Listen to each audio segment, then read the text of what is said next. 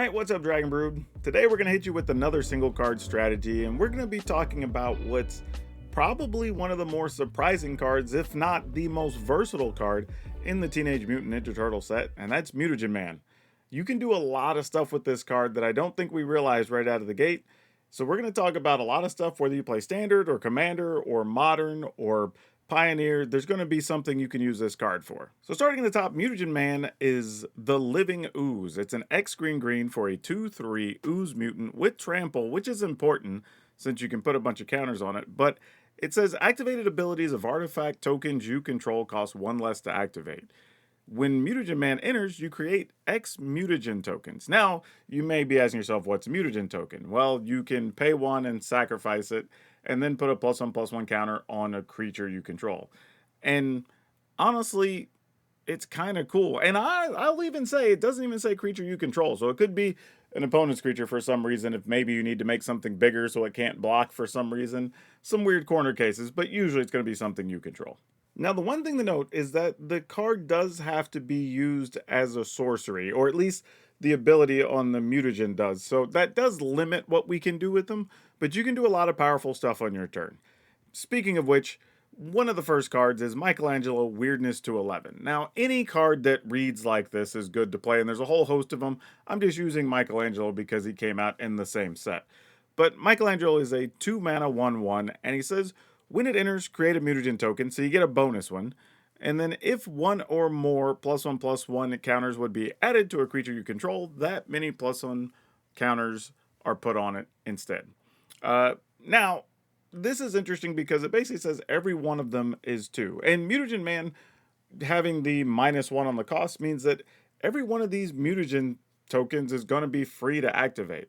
So this is actually really strong here, being able to get an extra +1/+1, or effectively just 2 for each one of those. And honestly, there's a whole host of cards like this if you go through the years. Stuff like Hardened Scales, as an example, is one of those enchantments that does the same thing. But you know, Doubling Season, it gives you 2 for every one you would put on there. So like, tons of ways you can make this work, but that's kind of like level 1 of what you can do with this card. So let's go up one notch with a card that cares about sacrificing some of those artifacts that you're making in Biotech Specialist. This is a red and a green for a 1/3 Insect Scientist. When this creature enters, you create a lander token, which honestly is still a 2 cost artifact that you can actually pay 1 to sacrifice, so that still counts. But whenever you sacrifice an artifact, this creature deals 2 damage to target opponent. So obviously, whenever you end up playing this, followed by, let's say, a Mutagen Man for like 3, well, at a minimum, you're set up to do 6 damage to your opponent. And even more than that, because you can now take those mutagen tokens and put +1/+1 counters on something for a big attack. So these cards already being in the same colors obviously play well together. But anything like that that wants you to sacrifice artifacts will be a good kind of 1-2 punch with Mutagen Man. Here's a lesser known card from Duskmourn that I think people forgot about in popular Egotist. 2 and a green for a 3/2 human rogue. And this lets you pay 1 and a black. You can sacrifice another creature or enchantment.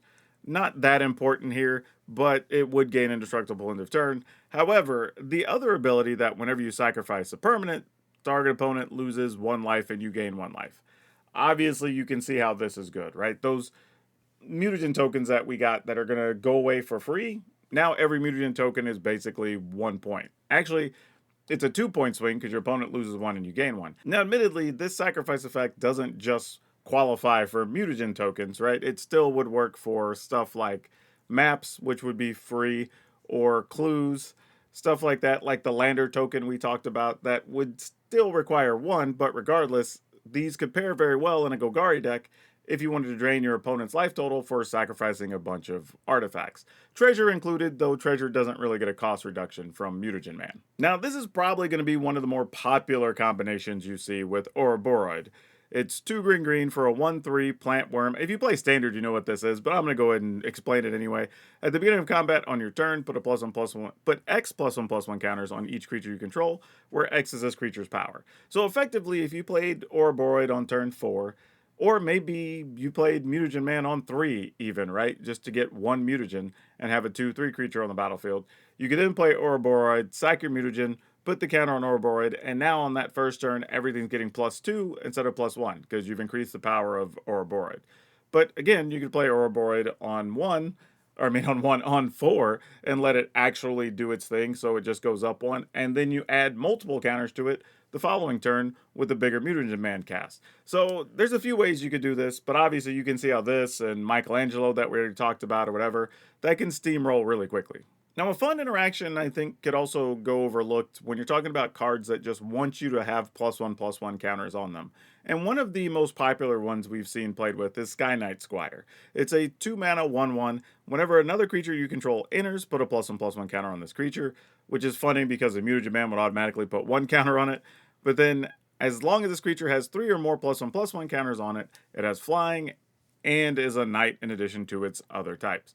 Which basically means if you play your Mutagen Man on turn 4, you're going to go ahead and make 2 mutagen. It's going to put 1 on there. You're going to get to put 2 more counters on there. If you played anything between the turn you played Squire and you played Mutagen Man, this is already going to be locked and ready to go. So yeah, just a fun way to instantly have a big flyer that can do stuff. So nothing too tricky, but if you were playing Selesnya +1/+1 counters, this would be a good fit. Speaking of creatures that want +1/+1 counters on them, we have Warden of the Grove, 2 and a green for a 2/2 Hydra. At the beginning of your end step, you put a +1/+1 counter on this creature. Whenever another non-token creature you control enters, it endures X, where X is the number of counters on this creature. And endure says you put X +1/+1 counters on a creature that entered, or create an XX white spirit creature token. So this wants you to have a lot of counters on it so you can make something really big or make another token, right?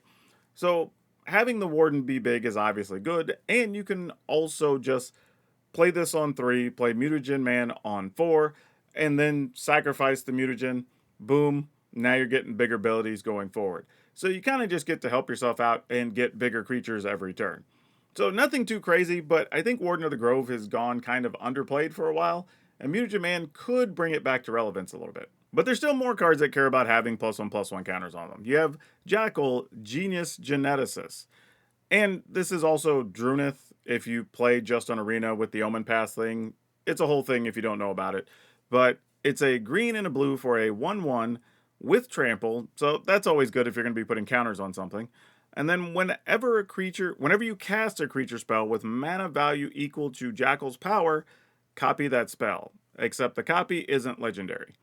So this is really neat because one of the problems you can get into with a card like this is maybe it only has 2 power, but you're trying to play a 3 mana or 4 mana thing, right? You can't really take advantage of its ability. However, if you have those extra mutagen tokens, for no extra cost, you can just say, all right, I need this to be a 3 or a 4 now, and now I get multiples of my 4 mana thing. Very cool way to manipulate this card, actually. And it's not really something you see that much. Those decks tend to lean on a lot of very small creatures up to 3 because it's very easy to get the multiplied ability off of it. However, here, you don't really have to worry about that. You could play a couple of 4s or a couple of 5s and maybe still get copies of them, making this card even more powerful. Now, I did say we can also use this for some older formats, and one of those cards that's played in Modern and back is Krark Clan Ironworks. Now, you can't play it in Modern because it's banned, but if you're playing anything older, say like Legacy or Vintage or anything like that, older formats, or maybe even Commander, where this still lives, you do get to play this for 4 mana, and then whenever you sacrifice an artifact, you add 2 colorless mana to your mana pool. Now, this matters in the sense that basically every point you pay for X on Mutagen Man creates an artifact, right? A mutagen.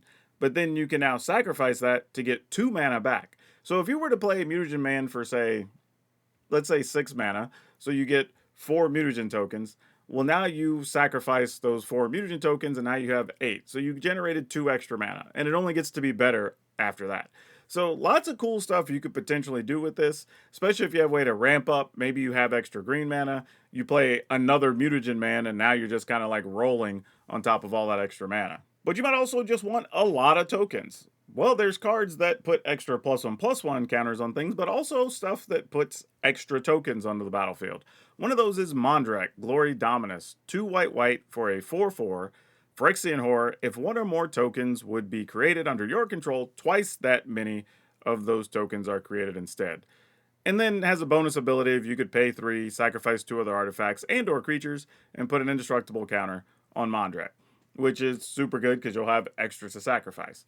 But this means that now you could play something like your Mutagen Man, get, say, 3 Mutagen, that would then be 6, but that's like giving your board +6/+6, because you can sacrifice those, get into the attack step. So that's actually really powerful here too. So anything that multiplies your artifact tokens obviously is going to be good with Mutagen Man. Also, here's another interesting one, because mono green is already popular in Pioneer because of Nykthos Shrine to Nyx. And you're able to generate a lot of mana in those decks, sometimes 15, 18 mana in a turn.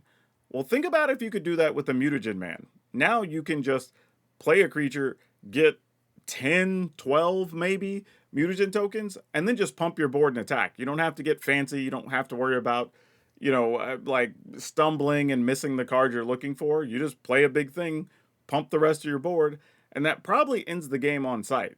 Nykthos Shrine to Nyx, because it lets you have all that extra mana equal to your devotion to green, you probably have the rest of your board set up. At this point, it would just be about drawing your Mutagen Man so you can play it for whatever random big cost. So maybe even as a 1 or a 2 of could be interesting in that type of deck as well.